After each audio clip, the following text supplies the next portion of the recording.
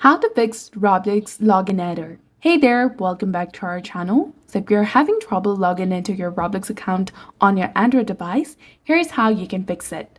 First of all, you need to go ahead and check your internet connection. Make sure that your internet is working properly.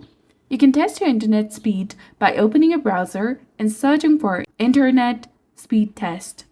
You will come across various websites. Go ahead and tap on fast.com. And there you can easily check speed of the Wi-Fi that you're using.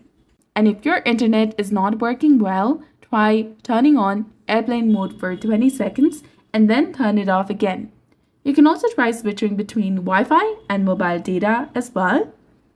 And another thing you can do is if you have VPN turned on your device, go ahead and simply disable it or turn it off or uninstall it from your device.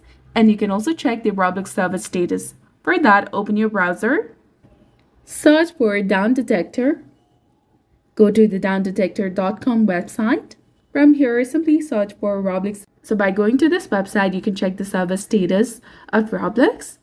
And if it says up, there are no issues. And if it says down, there are issues going on.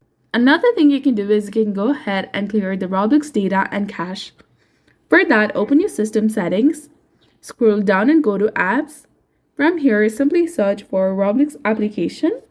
Once you find it, tap on it and then scroll down and go to its storage. Click on clear cache and you can also try clearing the data. But remember that clearing the data will delete all the files, settings, accounts, and databases. So you need to be very careful regarding that. Now try for stopping this application and re-enable it again.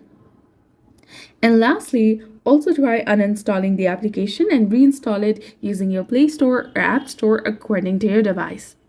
And if your problem is still not resolved, you can go ahead and report your problem to Roblox support. So that's all there is to it. Let me know in the comments if you're still having login issues after following these steps.